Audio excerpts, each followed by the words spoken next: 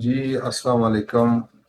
میں حکیم عارف خان فی مکہ پنسار سٹور دواخانہ حکیم عارف سے آپ لوگوں سے مخاطب ہوں۔ ایک چھوٹا سا نسخہ میں آپ کو بتانے لگا ہوں۔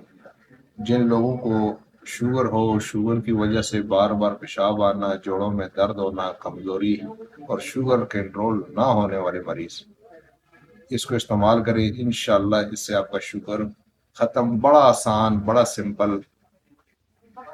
ایک بیج ہے، اسے کرنجوا کہتے ہیں، اس کو خائے ابلیس بھی کہا جاتا ہے۔